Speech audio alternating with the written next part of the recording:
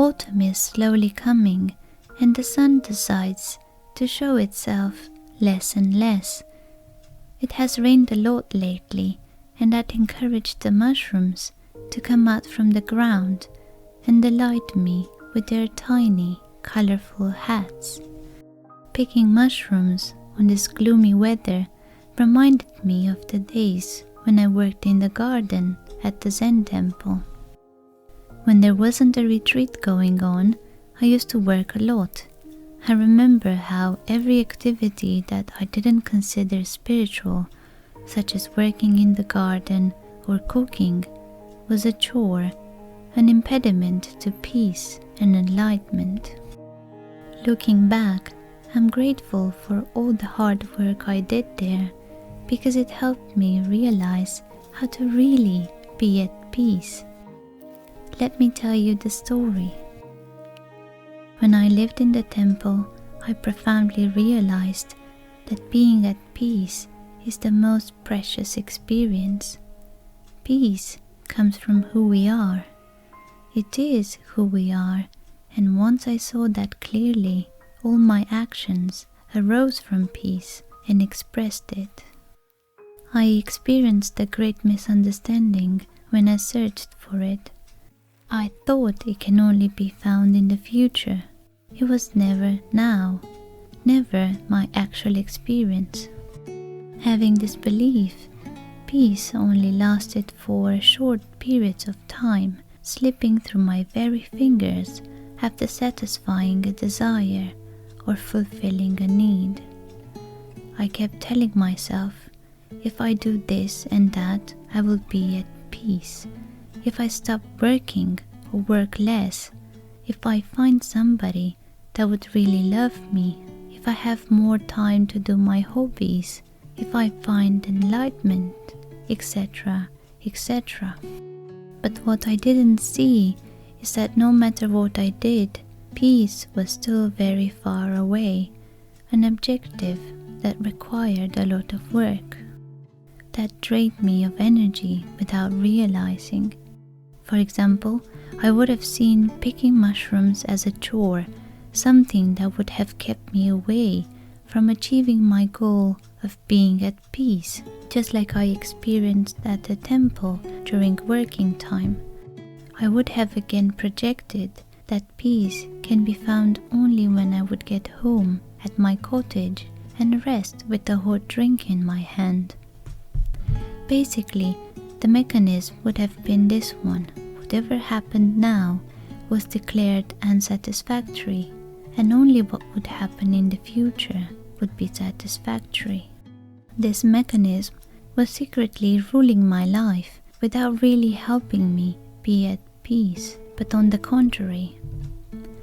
Not to mention that what I projected in the future was a fantasy most of the times, an imaginary story I told myself. I still worked the same amount of hours, managed my time in a way that allowed little time for my hobbies, and so on. My mind fabricated all that to escape into the future, to dissimulate peace and happiness. I was convinced that peace can only be found in the future, and that it's something outside of me for which I need to work hard.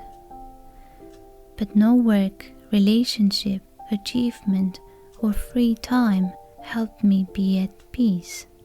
Nothing external did.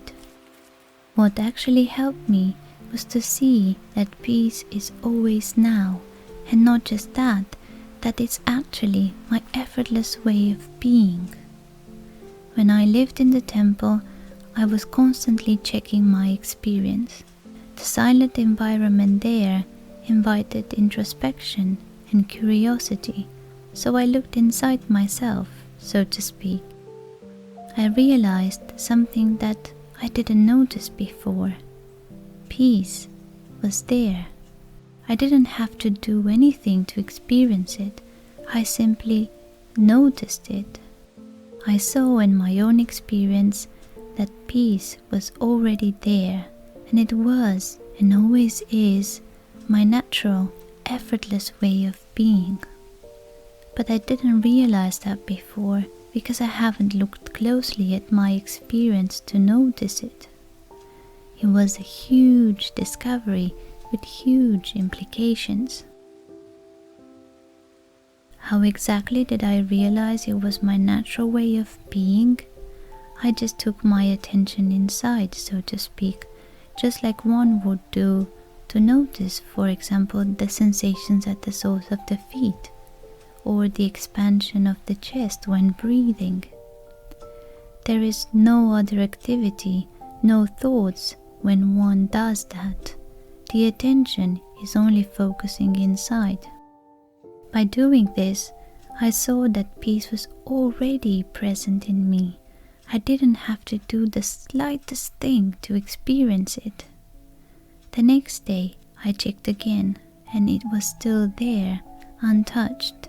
And the next day, and the next day.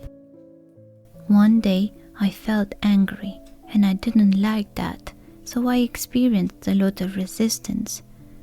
But that was actually a blessing, because I noticed very clearly that the resistance I felt when I was tensed and angry came from the desire to be like I usually am, which is not tensed or angry.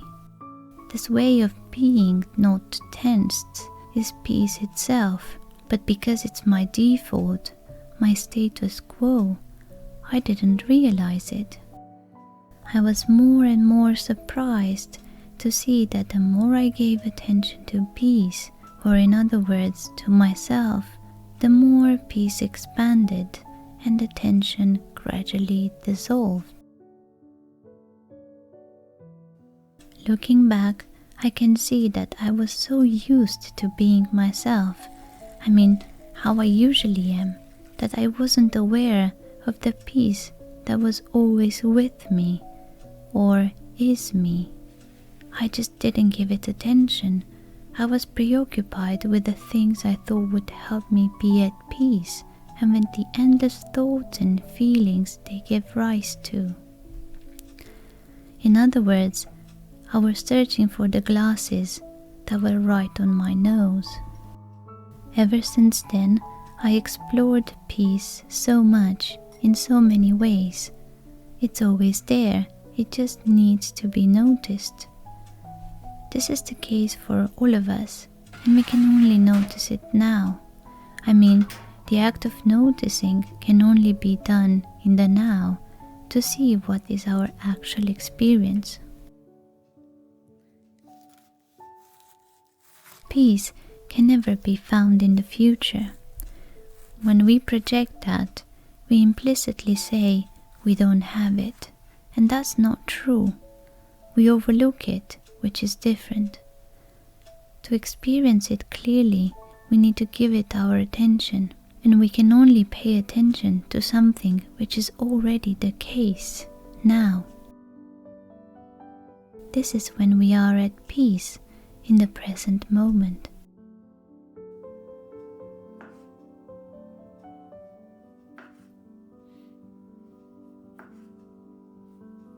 I can't not mention that its implications are radical. Once we see for a fact that peace is already with us at all times, our actions arise from peace and express it instead of looking for it. Life really turns into a peaceful journey where everything is welcomed as it is, since we are at peace, complete and fulfilled. Yes, there are things to accomplish and plans to make, but they are derived from peace and not from the desire to get it. If you would like to find peace, look within yourself and see the peace that you naturally, effortlessly are.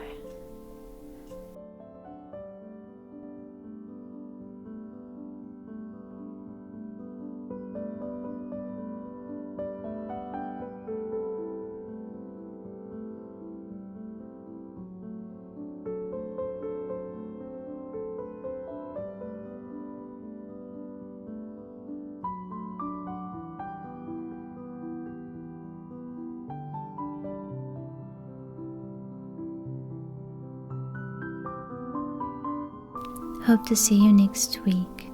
Sending my love.